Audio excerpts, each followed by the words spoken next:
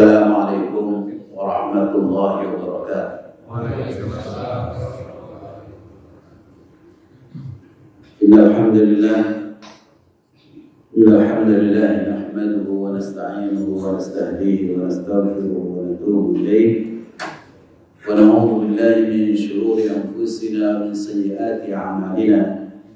Man yahdihillahu fala mudilla lahu wa man yudlil fala hadiya lahu. أشهد أن لا إله إلا الله وحده لا شريك له وأشهد أن سيدنا ونبينا محمدا عبده ورسوله. اللهم صل وسلم وبارك وأنعم على سيدنا ونبينا مولانا محمد وعلى آله وصحبه أجمعين. أما بعد, para bapak jamaah kaum muslimin dan semuanya dimuliakan Allah Subhanahu wa taala. Syukur kita kepada Allah Subhanahu wa taala di pagi yang sejuk ini kita dipertemukan oleh Allah dalam keadaan iman Islam, sebuah kemuliaan yang besar berupa iman dan Islam yang diberikan oleh Allah Subhanahu wa taala. Mudah-mudahan kita senantiasa istiqamah.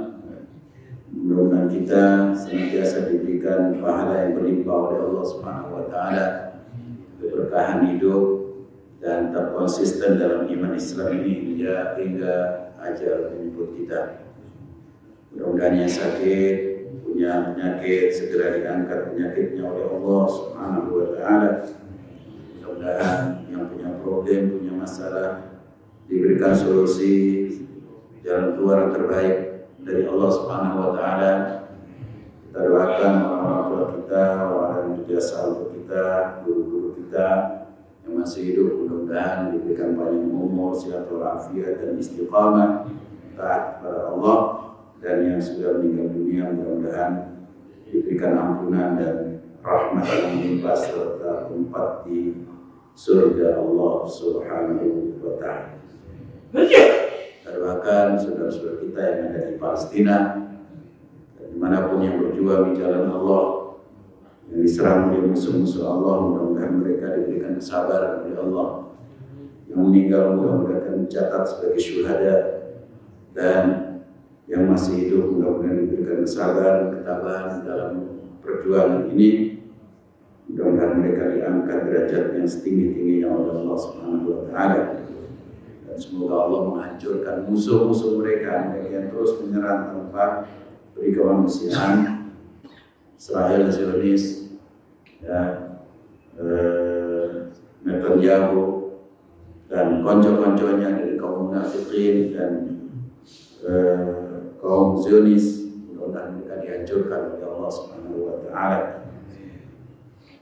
Jamaah yang dimuliakan Allah Subhanahu wa taala, syukur kita terhadap diutusnya Rasulullah Sallallahu Alaihi Wasallam. Jadi Allah Subhanahu Wa Taala sebelum mengutus nabinya Nabi Muhammad Sallallahu Alaihi Wasallam sebagai nabi yang terakhir, Allah telah memberikan isyarat-isyarat kepada alam, kepada semua manusia di saat mereka berada di dalam kegelapan sebelum kedatangan Rasulullah Sallallahu Alaihi Wasallam yang kita kenal dengan jahiliyah. Jahiliyah artinya bodoh, dan jahiliyah itu merupakan zulumat. Zulumat itu adalah kegelapan-kegelapan yang menimpa dan menyeluruh di seluruh dunia pada saat itu. Jadi kalau orang menganggap bahwa jahiliyah itu hanya di tanah Arab saja, maka itu salah anggapan seperti itu. Yang benar bahwa seluruh penjuru bumi itu berada dalam kejahiliaan, dalam kegelapan yang luar biasa. Tentu bahkan di pusat-pusat kekuasaan dunia pada saat itu, Romawi, Persia, Cina, India, itu semuanya berada di dalam kegelapan jauh dari jalan Allah Subhanahu wa taala. Ya, maka Rasulullah SAW dalam sebuah hadisnya, "Innallaha qad maqata bani Adam arabahum wa ajamahum." Sungguhnya Allah telah murka dan marah sekali ya kepada semua manusia pada waktu itu, baik orang Arab maupun orang Ajam. Ya, disebabkan oleh apa? Disebabkan oleh mereka telah jauh disesatkan oleh setan. Ya, karena pada hakikatnya manusia itu aslinya hunafa. Innallaha khalaqa ibadahu hunafa fastalathum syayatin. Ya, bahwa Allah itu menjadikan manusia pada hakikatnya mereka adalah hunafa, bertauhid. Ya, tetapi kemudian diseret oleh iblis, oleh setan, lalu mereka menjadi kufur kepada Allah Subhanahu wa taala. Dan memang itu ya perbuatan iblis, tetapi kalau seandainya manusia sadar, maka sungguh mereka akan selamat dari godaan iblis. Ya. Jamaah yang akan Allah Subhanahu wa taala, sebelum kedatangan Rasulullah SAW, sebelum Rasulullah lahir, itu ada berbagai macam tanda ya akan datangnya kelahiran beliau, akan datangnya risalah beliau di akhir zaman. Ya, banyak sekali dicontohkan oleh para ulama, dan tanda-tanda ya bahwa beliau akan menjadi nabi itu disebut irhas, isyarat dan berbagai fenomena alam ya yang dalam pandangan manusia atau dalam pikiran manusia itu bukan hal yang biasa, tapi sesuatu yang menakjubkan, luar biasa. Nah, karena itu nabi itu kalau diberikan oleh Allah hal-hal yang supranatural sebelum menjadi nabi, itu disebut irhas. Jadi irhasah. Sementara setelah jadi nabi kemudian diberikan ya kelebihan-kelebihan di luar kebiasaan manusia, keluar biasaan, itu disebut mukjizat. Nah, apa irhasah Rasulullah SAW sebelum beliau lahir? Ya, di antaranya yaitu tentang ditemukannya kembali Zam-Zam. Ya, jadi pada awalnya orang-orang Mekah itu adalah orang-orang mukminun, orang-orang bertauhid, karena mereka mengikuti ajaran Nabi Ismail alaihissalam. Nabi Ismail, Nabi Ibrahim dan Nabi Ismail ketika diperintahkan oleh Allah Subhanahu wa taala untuk membangun Ka'bah, maka diperintahkan oleh Allah untuk ya menyucikan Ka'bah itu dari kemusyrikan, dari penyembahan kepada selain Allah. Wa qahhir baitiya lit-ta'ifina wal 'akifina wa ruk'is sujud. Ya, sucikan rumahku ini untuk orang-orang yang tawaf, bertauhid kepadaku.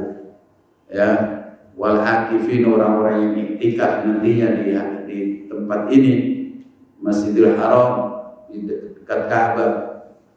Wa ruk'is sujud, dan untuk orang-orang yang ruk'is sujud. Dan orang-orang yang rukuk dan sujud itu adalah orang-orang yang bertauhid. Kemudian Nabi Ibrahim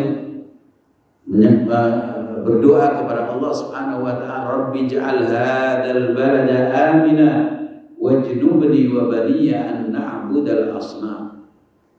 Ya Allah, jadikan negeri ini, negeri Mekah, negeri yang aman. Ya, karena itu negeri satu-satunya yang paling aman itu adalah negeri Mekah sepanjang sejarah manusia, dan insya Allah dijaga oleh Allah sampai akhir zaman. Hadzal balada amin warzuq wajnubni wa baniya an na'budal asnam. Dan jauhkan diriku dan anak keturunanku dari menyembah berhala. Jadi menyembah berhala adalah sebuah kemusyrikan yang sangat besar, menyembah kepada selain Allah. Jadi aslinya orang-orang yang hidup di Mekah sebelum datangnya orang Quraisy, ya, yaitu orang-orang yang keturunan Nabi Ismail dan orang-orang yang pertama tinggal, masyarakat yang pertama tinggal di Mekah itu adalah orang-orang Jurhum, ya, yang kemudian Nabi Ismail menikah dengan salah satu dari putri mereka, lalu beranak pinak di Mekah, ya. Maka mereka lah yang kemudian melanjutkan perjuangan Nabi Ibrahim, Nabi Ismail dalam mentauhidkan Allah Subhanahu wa taala, urusan sholat, ya, urusan haji, semuanya mereka yang mengatur. Tapi kemudian, ya, menurut Imam Al-Mubarakfuri, beliau mengatakan bahwa sekitar 300 tahun sebelum Masehi, ya, jarak antara Nabi Ibrahim dan Nabi Isa alaihissalam, ya, Nabi Ibrahim ke Nabi Musa itu 1000 tahun, kemudian Nabi Musa kepada Nabi Isa itu 1700 tahun, ya, 1700 tahun berarti berapa itu? 1000 tahun plus 1700 tahun, 2700 tahun, kurangi 300, ya berarti 2400 tahun, ya, tauhid itu ada di kota Mekah. Jadi 2300 tahun umat masyarakat kota Mekah dan bangsa Arab bertauhid kepada Allah. Tapi 300 sebelum kelahiran Nabi Isa alaihissalam ternyata terjadi suksesi kepemimpinan di kota Mekah. Nah, ketika terjadi suksesi kepemimpinan itulah berpindah, ya, di mana biasa sudah lama mereka jarang ketemu dengan, ya, atau mereka tergiur dengan urusan-urusan dunia, maka cara memilih pemimpin salah mereka. Dipilih yang banyak duitnya, dipilih orang-orang yang kelihatannya memasyarakat. Bagaimana disebutkan oleh Syekh Mubarakfuri dalam kitab Rahiqul Maktum sini, ya. Jadi ada seorang tokoh dari Bani Khuza'ah, bukan dari bangsa Quraisy, bukan dari bangsa Mekah yang asli, dari Bani Khuza'ah. Ya, dia sudah tinggal di Mekah atau di sekitar Mekah, Bani Khuza'ah itu, ya. Dan ada seorang tokoh namanya Amr bin Luhai al-Khuza'i. Dia ini mencalonkan diri sebagai pemimpin kota Mekah. Ya, dia sudah menjadi orang yang popularitasnya cukup tinggi karena dia ini terkenal orang yang luman, orang yang memasyarakat, ya. Mungkin sekarang gitu, ya, tiap hari bagi-bagi bansos, ya. Itu akhirnya dikenal seperti itu, akhirnya dia terpilih. Orang kira dia ini orang pandai, orang beragama, karena selama ini dia penampilannya juga, ya, jadi imam sholat juga kadang-kadang, ya, seperti itu. Tapi ketika jadi pemimpin, ternyata dia ini orang bodoh, nggak ngerti tentang agama. Buktinya ketika dia pergi ke negeri Syam, dia ketika melihat orang-orang menyembah berhala, menyembah patung-patung itu, dia bertanya, apa ini yang kalian lakukan? Ya, kami menyembah ini, ya, dalam rangka untuk menjadikannya sebagai media kepada Allah Subhanahu wa taala. Ketika kami dalam kondisi kejepit, ya, musibah, paceklik, krisis ekonomi, maka kami menyembah kepada patung-patung ini untuk disampaikan hajat kami kepada Allah Subhanahu wa taala. Oh, ini tidak dikenal di bangsa kami di Mekah ini. Saya minta satu deh. Dikasih satu. berhala yang paling besar, yaitu namanya Hubal. Hanya saja ketika dibawa ke Mekah oleh Amr bin Luhai itu, tangannya ini patah. Tangannya patah, akhirnya sampai di kota Mekah ditaruh di dekat Ka'bah, ya, di dekat Ka'bah, dan kemudian diganti tangannya yang putus tadi itu dengan tangan emas. Nah, yang tadinya orang-orang tawaf itu kepada Allah Subhanahu wa taala karena Allah, kemudian dirubah ajarannya oleh Amr bin Luhai, kalau tawaf ya nyentuh atau mengusap Hubal. Yang mereka mulai ritual-ritual itu semakin lama ya, akhirnya diikutilah dan mulailah banyak berhala-berhala. Ya, apalagi dia punya perewangan jin ini, Amr bin Luhai, akhirnya dia dalam mimpinya disuruh untuk menggali ya patung-patung peninggalan Nabi Nuh di Jeddah. Akhirnya dia mengambil, dia gali itu, ya, kemudian dibawa ke Mekah, dan kemudian ketika jamaah haji pada datang, dibagi-bagi. Akhirnya menyebarlah di seluruh Jazirah Arabia banyak berhala. Ya, padahal berhala itu juga, patung-patung juga sudah ada di negeri lain, negeri Syam.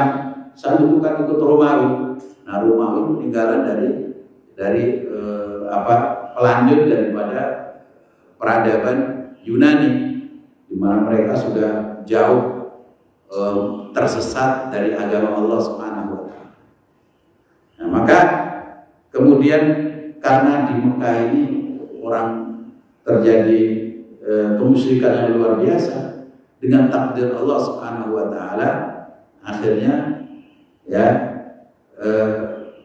Zam-zam yang tadinya untuk orang-orang yang bertauhid itu, dengan ya apakah karena banjir kemudian dia tertutup dan lain sebagainya, akhirnya dia hilang. Dan ratusan tahun berikutnya orang sudah melupakan bahwa di sini dulu ada Zam-zam. Ya, karena Allah tidak rela Zam-zam itu diberikan kepada orang-orang musyrik. Ya, maka sebelum kehadiran Rasulullah SAW, ya, kakeknya Abdul Muthalib yang menjadi ketua atau kepala kota Mekah, ya, yang mengurus urusan haji, urusan umrah, urusan Ka'bah dan lain sebagainya, yang menjaga kehormatan tanah haram, ya, dia akhirnya bermimpi. Dalam mimpinya, ya, dia disuruh untuk menggali satu sumur Zam-zam. Dia nggak tahu apa itu Zam-zam, nggak ngerti. Akhirnya beberapa hari berikutnya, 3 hari berturut-turut, dia mimpinya sama itu. Ada perintah untuk ya menggali Zam-zam. Akhirnya dia yakin bahwa ini mimpi yang benar, ya. Bahkan di dalam mimpinya ditunjukkan tempatnya, titik di mana ya Zam-zam itu ada. Akhirnya dia menggalilah dan mengajak anak-anaknya untuk ya menggali sumur Zam-zam. Nah, ketika digali, ya, mulai kelihatan tuh air. Ketika kelihatan air, ya, maka kemudian orang-orang Quraisy yang lain yang bukan dari Bani Hashim, mereka mengatakan, ini bukan milik kamu, wahai Abdul Muthalib. Kita semuanya keturunan Nabi Ibrahim. Kita semuanya adalah keturunan Nabi Ismail. Ini peninggalan Nabi Ismail. Maka kami tidak rela kalau ini kamu miliki dengan keluargamu sendiri dari Bani Hashim. Kata Abdul Muthalib, orang saya yang menggali dan saya yang mendapatkan mimpi, saya mendapatkan perintah. Jadi saya yang berhak. Akhirnya, ya, pada akhirnya mereka kemudian cari solusi, ya, mereka cari seorang paranormal, dan kemudian mereka pergi ke negeri Syam untuk cari paranormal untuk menjadi penengah di antara mereka. Dan ringkasnya, di tengah jalan mereka kehabisan bekal dan akhirnya mereka sudah yakin akan mati. Ya, akhirnya mereka diam saja di suatu tempat, ya, untanya didudukkan di situ, kemudian mereka menunggu karena mereka sudah kehabisan bekal di tengah padang pasir. Ya, nah kemudian setelah itu, ketika untanya Abdul Muthalib ini berdiri, ternyata di bawah untanya itu memancar air. Nah, disitulah mereka yakin bahwa ini sudah jalan keluar, bahwa ini adalah solusinya. Memang Zam-zam yang di Mekah itu adalah milik Abdul Muthalib dan anak keturunannya. Akhirnya balik mereka, nggak jadi ke tukang paranormal yang akan memberikan solusi. Maka disitulah bahwa sungguhnya Zam-zam itu dipersiapkan oleh Allah Subhanahu wa Ta'ala untuk kita, untuk Rasulullah dan umatnya di akhir zaman. Dan tidak boleh Zam-zam itu dinikmati oleh orang-orang yang musyrik pada Allah Subhanahu wa Ta'ala.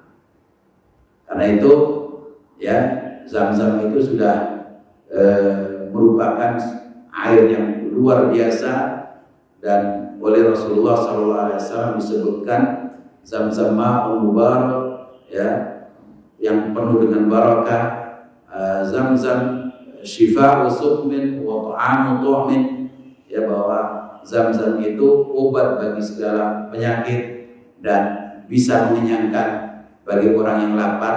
Misalnya tidak punya makanan gitu di Mekah, nggak makan apa-apa, sudah minum air Zam-zam, minum air Zam-zam terus, sudah, itu sudah cukup. Bahkan itu menjadi obat. Imam Ibnu Qayyim rahimahullah dalam kitab Zadul Ma'ad atau Tibbun Nabawi juga belum bercerita, saya pernah, ya, di Mekah dan saya sedang sakit, luar biasa sakit saya, ya, dalam beberapa pekan saya sakit. Akhirnya, ya, saya memutuskan untuk tidak makan apa-apa, minum air Zam-zam saja, minum air Zam-zam, dan situ beliau merasakan semakin enak, semakin enak, semakin enak, dan sembuh. Ya, jadi banyak sekali orang yang membuktikan itu, tapi dengan keimanan dan keyakinan yang sungguh-sungguh. Dan tanda orang yang beriman, kata Rasulullah SAW, yang membedakan antara orang mukmin dan orang munafik ketika minum air Zam-zam itu adalah ayatullah fihi. Yatadallah itu harus kenyang betul, sampai kenyang.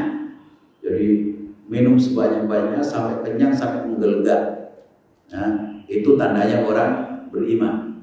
Karena apa? Karena dia yakin bahwa ini akan membawa berkah dan akan membawa kesembuhan bagi setiap penyakitnya. Maka, ya, Ibnu Abbas dalam riwayat beliau ketika minum Zam-zam, beliau berdoa, Allahumma inni as'aluka ilman nafi'ah. Allah, aku minta ilmu yang manfaat. Ya, kemudian warizqan thayyib, rezeki yang baik, wa syifaan min kulli da, dan kesembuhan dari segala penyakit. Jadi minta itu, minta ilmu yang manfaat, rezeki yang halal berkah, dan kemudian minta dari kesembuhan penyakit. Dan itu banyak terbukti. Asalkan dengan keyakinan itu bisa kita tambah, ya Allah, karena saya pernah mendengar nabimu, pernah membaca nabimu pernah mengatakan bahwa ini air Zam-zam ini adalah air yang penuh barakah dan bisa menyembuhkan segala penyakit. Maka saya minum ini lantaran wasilah minum air Zam-zam. Mudah-mudahan engkau memberikan kesembuhan segala penyakit yang ada, yang sedang saya derita. Banyak orang yang kanker, sudah divonis kanker, ya habis hilang dengan Zam-zam. Masya Allah, mudah-mudahan semuanya segera bisa umroh haji ke Baitullah dan bisa menikmati, ya, berkahnya air Zam-zam. Jamaah yang dimuliakan Allah, di antara irhas berikutnya adalah yaitu peristiwa gajah, Amul Fil.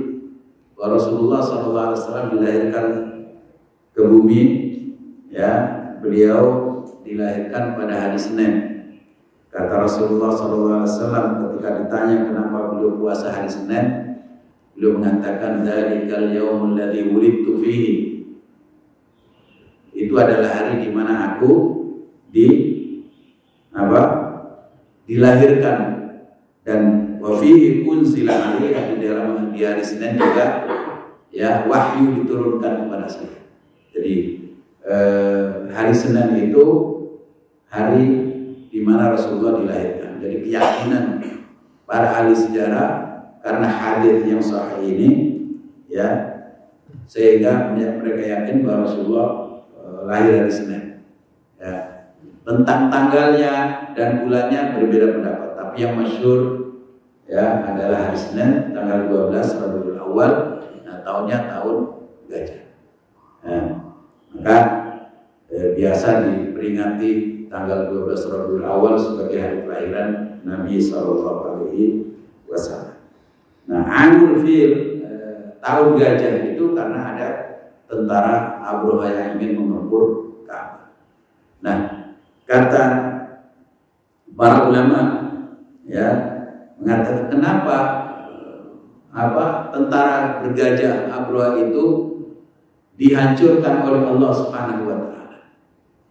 Padahal ya Abraha itu ada agamanya Kristen, agama Nasrani. Nasrani pada saat itu disebut ahlul kitab. Ya, artinya lebih dekat kepada Islam dibanding dengan orang Mekah yang musyrik. Ya, jadi orang musyrik, orang Mekah yang menyembah berhala itu lebih jauh dari keislaman dibanding dengan orang Nasrani. Tetapi kenapa Allah Subhanahu wa taala ya justru menghancurkan orang Nasrani dibanding dengan orang Mekah tidak dihancurkan, biarin saja biar dihancurkan oleh orang Nasrani. Jadi disitulah ada rahasia Allah Subhanahu wa taala. Karena Allah tujuannya bukan menyelamatkan orang musyrik, bukan. Tapi Allah menyelamatkan pusat ketauhidan yaitu Ka'bah. Dan Ka'bah inilah yang akan menjadi pusat ketauhidan di akhir zaman, yaitu akan lahirnya seorang nabi, yaitu Nabi Muhammad SAW. Karena itu Allah menyelamatkan Mekah bukan karena ya di sana ada siapa, ada orang-orang musyrik, orang-orang Quraisy yang menyembah berhala, tapi karena Mekah akan dijadikan pusat ketauhidan oleh Allah Subhanahu wa taala, untuk dikembalikan kepada ketauhidan kepada Allah Subhanahu wa taala. Karena itu ya Imam Ibnu Katsir mengatakan bahwa ini adalah nikmat yang sangat besar diberikan oleh Allah kepada Quraisy ketika Allah membinasakan Ashabul Fil. Ya, padahal mereka adalah orang-orang musyrik. Ya, sementara Abraha dan tentaranya Ashabul Fil itu adalah orang-orang Nasrani. Padahal mereka orang-orang Nasrani itu lebih dekat ke agamanya kepada agama tauhid, agama Allah Subhanahu wa taala, dibanding orang Quraisy yang menyembah berhala. Tetapi ya dihancurkannya tentara Abraha dan diselamatkannya orang Quraisy meskipun mereka musyrik, ini sebagai ya pembukaan, sebagai permulaan akan datangnya Rasulullah SAW yang akan tidak lama lagi akan dilahirkan oleh Allah di kota Mekah. Wa hadza min dalaili nubuwwatihi, dan ini salah satu di antara ya bukti-bukti kenabian Rasulullah SAW. Jadi itu irhas yang kedua. Ya. Kemudian yang ketiga, nurun yakhruju min hamdi ummihi, yaitu ketika ada cahaya yang memancar ya dari ibundanya, yaitu Aminah. Ketika Aminah mengandung Rasulullah SAW, kemudian termasuk juga ketika beliau dilahirkan, ya Sallallahu Alaihi Wasallam dilahirkan, beliau Aminah itu memancarkan cahaya. dan cahayanya itu sampai ke negeri Syam, sampai menerangi negeri Syam, sampai menerangi negeri Yaman dan wilayah-wilayah sekitar Mekah. Ya. Maka dalam hadis dari Abu Umamah radhiyallahu anhu, beliau mengatakan, "Qultu ya Nabi Allah, ma kana awwal bad'i amri?"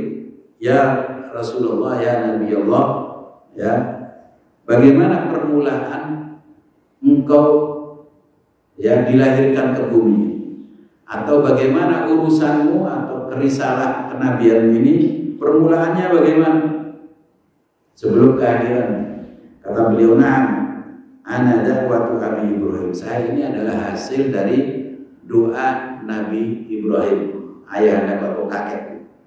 Ya, jadi Rasulullah SAW itu dilahirkan oleh Allah Subhanahu Wa Taala sebagai nabi, diutus sebagai nabi itu atas doa dari moyangnya dulu, yaitu Nabi Ibrahim. Ya, di mana Nabi Ibrahim alaihissalam itu adalah Abul Anbiya, ya, moyangnya semua nabi, artinya seluruh nabi Bani Israel itu ya adalah anak keturunan Nabi Ibrahim alaihissalam. Ya, tapi ada sebagian sedikit sekali yang ya masih family, misalnya Nabi Lut itu ponakan.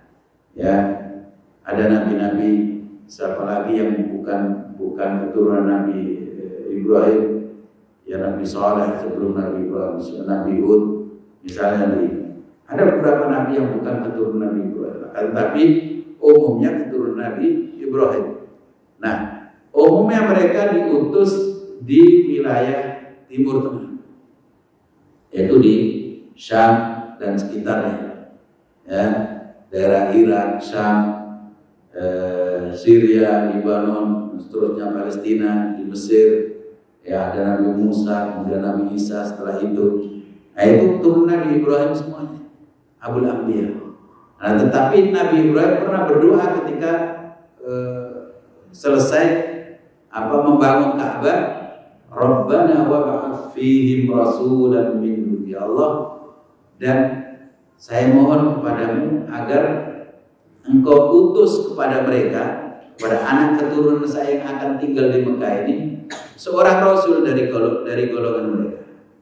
Nah, yatlu alaihim ayatika, yang akan membacakan ayat-ayat kepada mereka, wa yu'allimuhumul kitab wal hikmah, mengajarkan kepada mereka Alkitab dan hikmah, wa yuzakkihim, dan menyucikan jiwa mereka.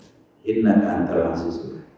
Nah, doa itu ternyata dikabulkan oleh Allah, dan cara mengabulkannya Allah tidak langsung pada saat itu dikabulkan oleh Allah.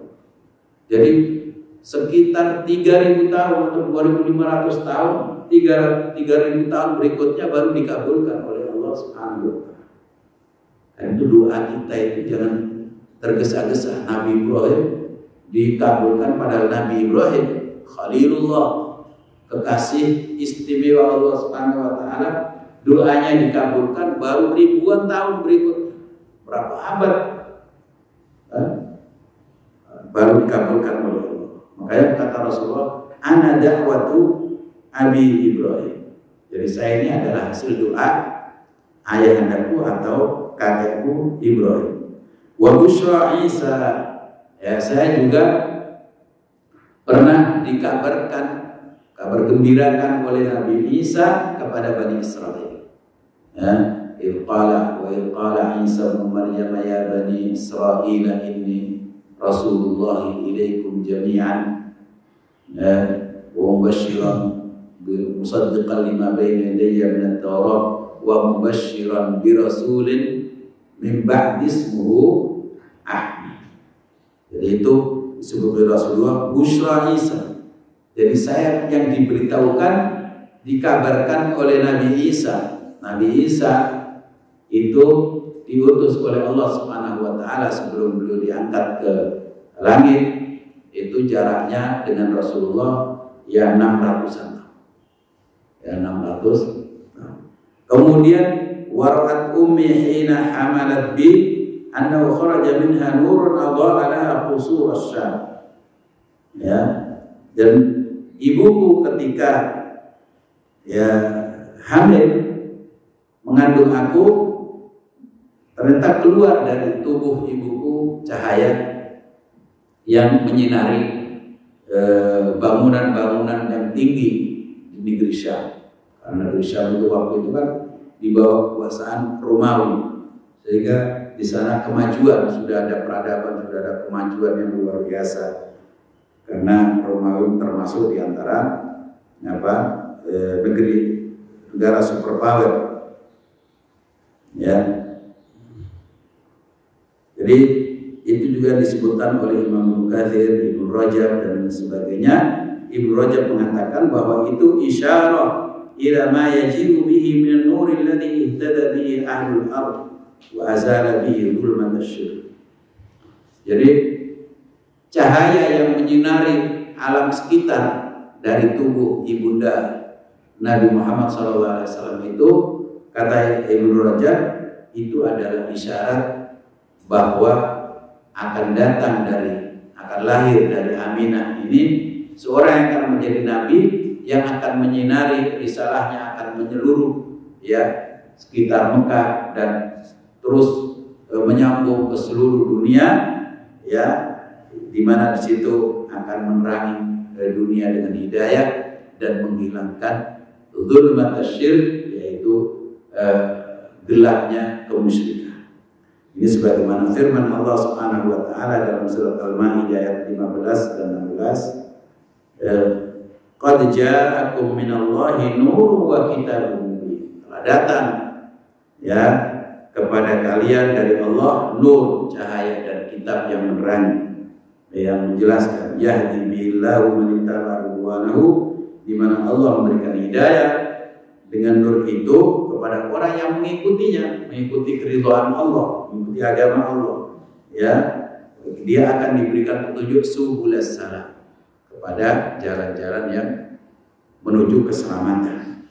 Kemudian yukhrijuhum minadh dhulumati ilan nur, yang akan membebaskan manusia dari dhulumat, berbagai macam kegelapan yang luar biasa banyaknya, kegelapan kemusyrikan, kekafiran, kemudian keterbelakangan, kejahilan, kebodohan, itu semuanya dhulumat, kepada satu cahaya, yaitu cahaya Islam. Karena satu cahaya inilah yang akan menunjukkan manusia dari segala keterpurukan itu. Kemudian dikenal lagi ada Najmu Ahmad. Najmu Ahmad itu bintang Ahmad yang muncul ya ketika Rasulullah lahir. Jadi ketika Rasulullah lahir itu ada bintang yang itu hanya dikenal di kalangan orang-orang Yahudi, disebut Najmu Ahmad. Ya, jadi orang-orang Yahudi itu hijrah ke negeri Yathrib, ke negeri Madinah. Ya, kemudian mereka juga sering pergi ke Mekah karena mereka tahu bahwa nanti akan lahir ya nabi terakhir di tempat ini, dan dia adalah namanya Ahmad, dan kelahirannya ditandai dengan munculnya satu ya bintang yang mereka kenal dengan Najmu Ahmad. Ya, jadi di dalam tafsir Ibnu Katsir disebutkan bahwa dalam kitab Taurat telah memberikan kabar gembira tentang datangnya Rasulullah SAW.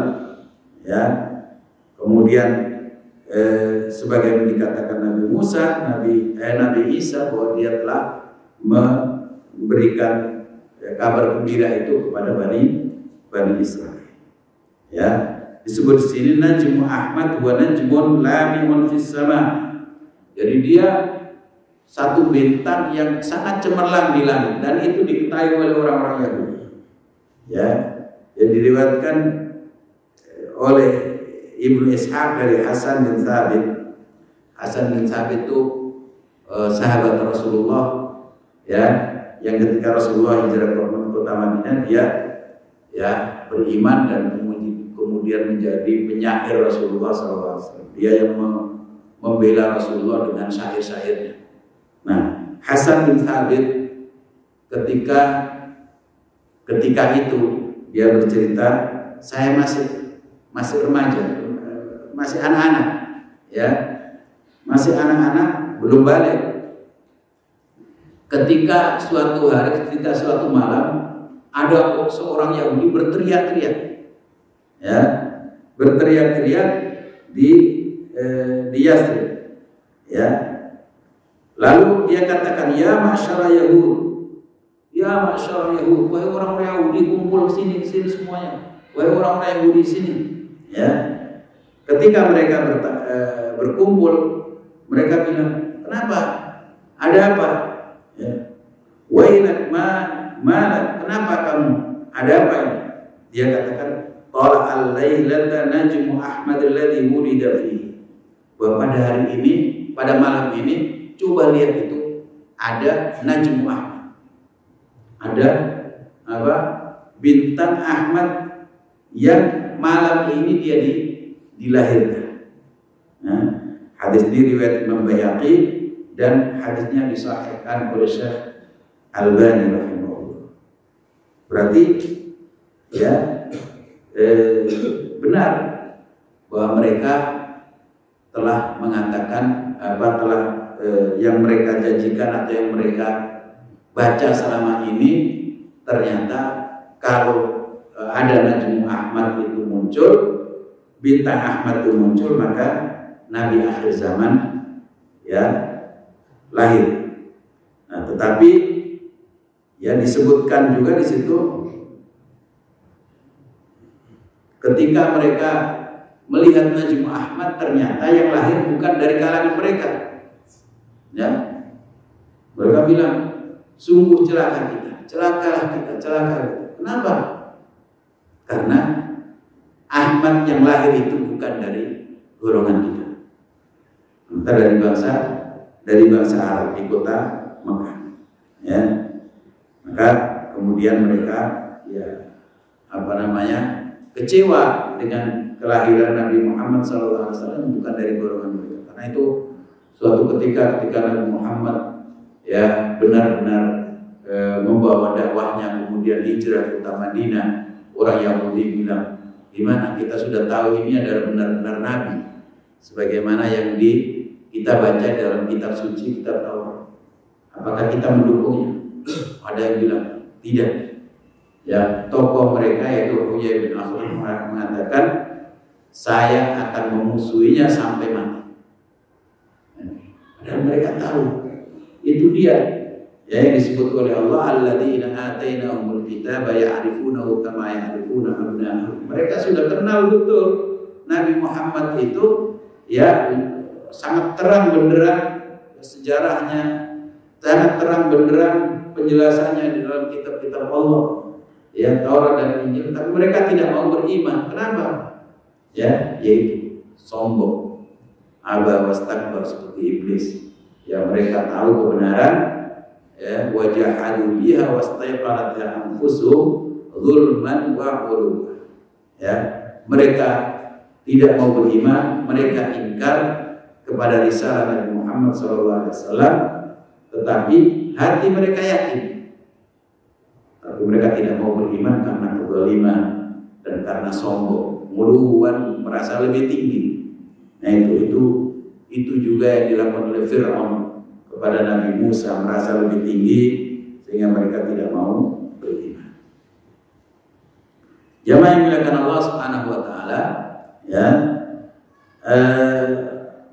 Cerita tentang Rasulullah ketika sudah dilahirkan, ketika Halimah As-Sa'diyah, jadi Rasulullah SAW itu ketika lahir kemudian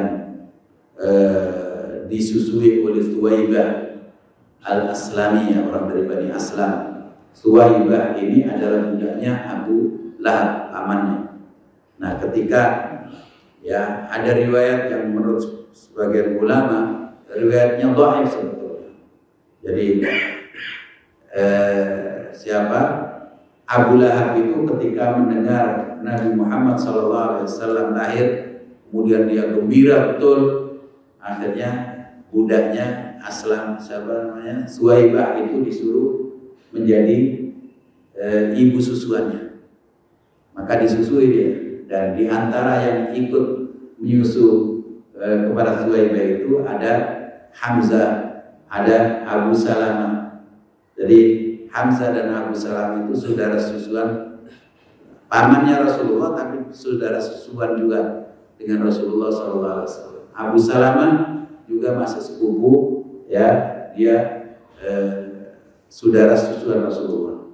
Nah, Abu Lahab ini ya disebutkan oleh dalam sebuah riwayat, tapi riwayatnya ini munqati', ya, lemah, ya, terputus dari Urwah bin Zubair.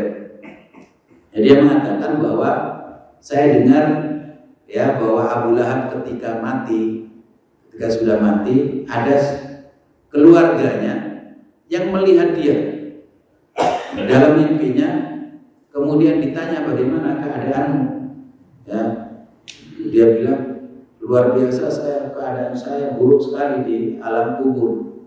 Ya, tahu dia ini sudah disebut oleh Allah, tabbat yada Abi Lahab wa tab, itu surah Tabbat itu disiksa oleh Allah sedemikian rupa, kecuali satu jari ini, jari apa? Jari kelingking, ya, atau jari manis, atau jari, salah satu di antara jari ini yang setiap hari Senin itu mengeluarkan air dan dia saya hisap. Nah, ketika saya hisap, dan itu saja yang membawa saya lebih enak, ya. Nah, itu kenapa? Dari mana kamu diberi pahala seperti itu? Karena saya, ya, memerdekakan Suwaibah al-Aslamiyah, ya, untuk menyusui Nabi Muhammad SAW ketika dia lahir. Jadi dia dimerdekakan kemudian susu. Nah, tapi kemudian banyak ulama mengatakan tidak, itu riwayat tidak benar. Itu salah satu di antara alasan, ya, orang-orang yang suka bikin bergembira ketika Maulid, kemudian berpesta-pesta, ya, dalam hal karena gembira datangi Nabi Muhammad. Jangankan kita yang beriman dengan alasan itu, yang bergembira kemudian kita mendapatkan nikmat nanti di akhirat. Ya, Abu Lahab saja yang menjadi musuh Allah, dia dikasih nikmat oleh Allah dalam kuburnya, padahal dia musuh Allah. Ya, maka dibantah oleh ulama-ulama bahwa itu tidak mungkin. Pertama, riwayatnya munqati', riwayatnya dhaif. Ya, yang kedua bahwa, ya, ada ayat-ayat dan hadis-hadis yang menyebutkan bahwa orang yang kafir itu amalnya tidak berguna bagi dia, ya, tidak akan berguna sekalipun dia punya amal sebesar apapun, ya, maka dia tidak berguna dan tidak akan menyelamatkan dia dari siksaan Allah Subhanahu wa ta'ala karena kafir. Innal ladzina kafaru lan tughniya anhum amwaluhum wa la auladuhum minallahi syai'an, seterusnya. Tidak akan ada gunanya nanti di akhirat. Ya, apalagi Abu Lahab. Nah, kemudian dibantah lagi oleh orang yang. Nah, bagaimana dengan Abu Thalib? Abu Thalib itu, ya, dia kafir, tetapi dia diringankan siksaannya. Dia hanya terumpahnya saja yang ada di atas neraka, yang dengan itu otaknya mendidih. Ya, nah, bagi Abu Thalib ini ada kekhususan, yaitu bahwa itu syafaat Rasulullah SAW. Jadi ada syafaat khusus yang diizinkan oleh Allah Subhanahu wa ta'ala kepada Abu Thalib untuk, ya, kepada Rasulullah untuk diberikan kepada Abu Thalib. Ya, pernah Rasulullah ditanya oleh Abbas bin Abdul Muttalib, pamannya, ya, ketika Abu Thalib meninggal dunia. Abbas ini kan saudaranya Abu Thalib. Tanya pada Rasulullah, ya Rasulullah, ini Apa timbal balikmu atas jasa pamanmu ini? Dia yang sejak awal membela kamu, ya. Dia yang sejak awal yang melindungi kamu dari serangan-serangan musuh-musuhmu. Ya, apa timbal balik? Kata Rasulullah SAW, ya, saya akan mintakan syafaat kepada Allah Subhanahu Wa Taala buat paman saya. Dan kalau seandainya bukan karena syafaat saya, dia berada di dasar yang paling dalam neraka, tapi karena syafaat saya maka dia diringankan sampai ya bahwa telapak kakinya itu ada di atas neraka, ya, dia hanya sampai di telapak kakinya saja, dan dengan itu mendidih otaknya. Jadi itu suatu siksaan yang paling ringan di neraka seperti itu, paling ringan, yaitu Abu Thalib karena syafaat Rasulullah SAW. Sementara tidak ada riwayat yang sahih yang menyebutkan bahwa Rasulullah SAW memberikan syafaat kepada siapa? Kepada Abu Jahal, pamannya. Justru ayatnya jelas, ya, yaitu tabbat yada abi lahabin wa tab ma aghna anhu maluhu wa ma kasab sayasla naran dzata lahab wa imra'atuhu hammalatal hatab fi jidha hablum min masad. Sudah jelas, ya, tegas, ya, ayatnya, suratnya, ya, yang menunjukkan bahwa Abu Lahab tidak akan mendapatkan syafaat dari Rasulullah SAW. Kalau ada riwayat yang lemah, maka tidak bisa dia menandingi, ya, riwayat yang lebih qat'i, yang lebih tegas dan lebih akurat. Wallahu a'lam bishawab. Jadi inilah, ya, Rasulullah diberikan gambar atau diberikan susuan oleh Suwaibah al-Aslamiyah. Kemudian Rasulullah disusui oleh Halimah. Ada banyak luar biasaan setelah ada di Halimah itu tadinya tidak mendapatkan susuan, sudah ditinggal oleh teman-temannya, ya, untuk pergi pulang. Mereka sudah membawa anak-anak susuan masing-masing dari orang-orang kaya di kota Mekah, ya, mereka orang-orang kampung cari kerjaan gitu, ya, nyari susuan. Nah, Halimah ketika disodori Rasulullah SAW, ini anaknya siapa? Dia tidak punya ayah, dia anak anak yatim dia tuh. Kata Halimah, terus gimana? Siapa yang akan membayar saya nanti? Siapa yang akhirnya dia sama suaminya, karena sudah tidak ada bayi lagi di kota Mekah kecuali satu ini, makanya sudahlah, udah bang, kita Bismillah, kita ambil saja, ya. Nah, setelah diambil dan digendong dan disusui, ternyata luar biasa. Tadinya Halimah ini orang miskin, udah berhari-hari tidak makan, tidak minum, ya, karena untanya dan kambingnya itu tidak mengeluarkan air susu juga, ya. Tetapi ketika Rasulullah SAW mulai menyusui, justru, ya, susunya mengalir deras. Anaknya yang bayi juga, yang tadinya nangis terus dari kampung itu ke Mekah itu nangis terus. Pada saat itu, ya, karena keberkahan Rasulullah SAW, ya, akhirnya ikut bisa menikmati. Kemudian ketika dibawa pulang, ya, yang tadi untanya Halimah ini ada di belakang terus, dia ketinggalan oleh kawan-kawannya. Kawan-kawannya sudah dapat susuan duluan, ya, dia ketinggalan karena untanya sangat kurus. Ternyata ketika kembali dia bisa nyalip dan sampai di kampung dulu. Nah, itu merupakan, ya, irhasat dari Rasulullah SAW bahwa ini adalah seorang nabi yang besar. Makanya diasuh oleh Halimah selama 2 tahun.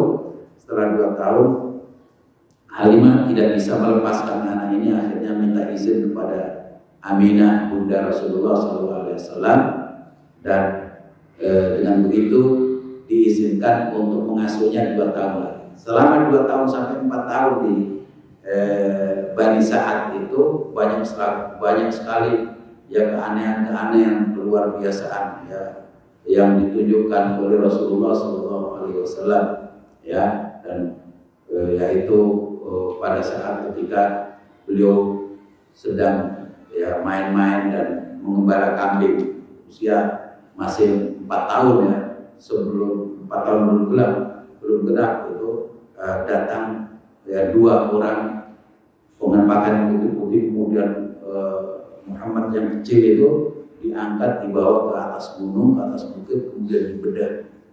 Nah, disitulah awal syaqqus sadri, yaitu Rasulullah pertama kali dibedah ya dadanya oleh malaikat dan dibersihkan dari kotoran-kotoran yang nanti akan menjadi sarang setan untuk menggoda manusia.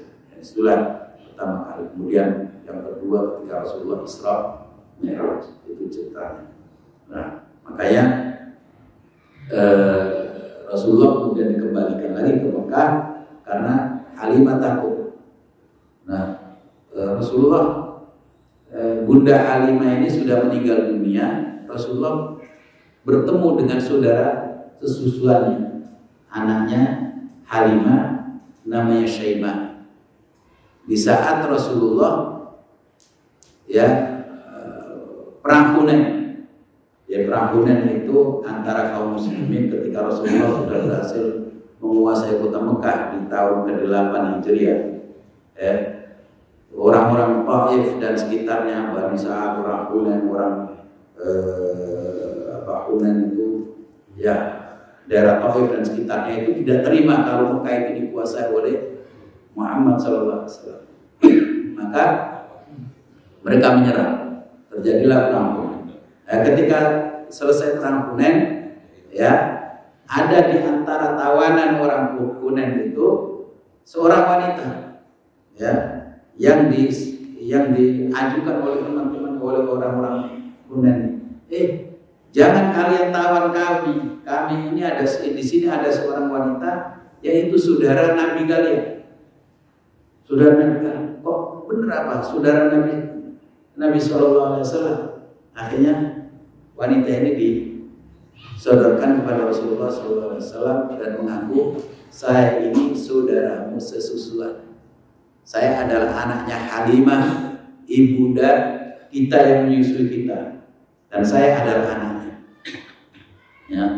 Lalu Rasulullah menanyakan, apa buktinya kalau kamu adalah Syaimah yang dulu menggendong saya waktu masih bayi? Ya, suka ngomong Rasulullah ketika masih bayi. Tandanya apa? Kalau kamu adalah saudaraku. Ya, akhirnya menunjukkan punggungnya ada bekas gigitan Rasulullah. Jadi pernah digigit itu punggungnya. Nah, ini bekas gigitanmu dulu itu, kamu masih kecil sedang main-main lalu kamu gigit ya punggung saya. Akhirnya, oh iya betul. Akhirnya Rasulullah SAW membebaskan dia, kemudian dikasih ya unta, dikasih macam-macam sama Rasulullah, kemudian suruh pulang.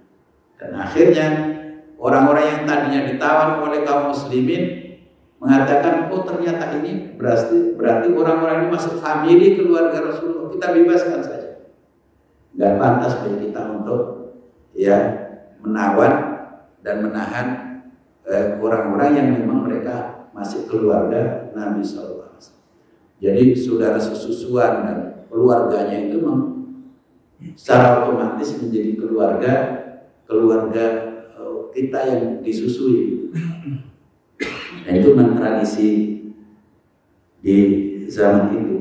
Ya, sebaiknya kita memang bagusnya menyusukan anak kepada orang dibanding dengan susu formula.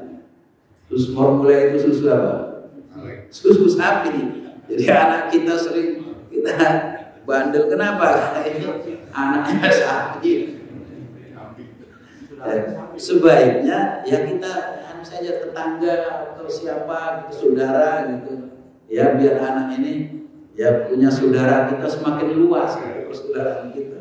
Akhirnya persaudaraan kita dengan sapi.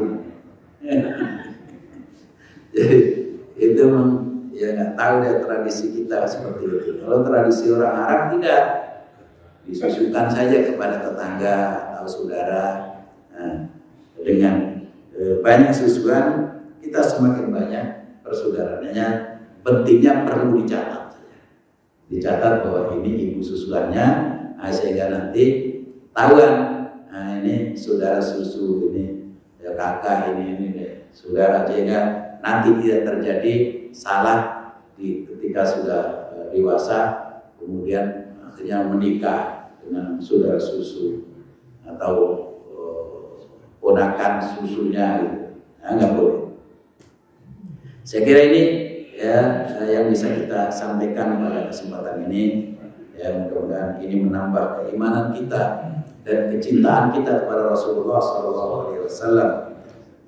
Karena ada seorang datang kepada Rasulullah SAW, ya Rasulullah, saya itu sangat cinta kepadamu ya Rasulullah. Saya tidak bisa sebentar saja tidak bisa untuk tidak rindu padamu ya Rasulullah. Tetapi ketika saya ingat nanti kita sama-sama mati, sama-sama meninggal dunia Rasulullah. Dan saya tahu yakin bahwa engkau nanti ketika di surga tingkatanmu jauh di atas saya. Engkau bersama nabi-nabi yang lain nanti, bersama para rasul. Nah sementara saya orang mukmin biasa, kalau ada di surga mungkin paling di bawah. Ya nggak ketemu dengan engkau. Bagaimana saya kalau merindukan engkau ya Rasul? Maka turun ayat Allah Subhanahu wa taala, may yuti'ir rasul wa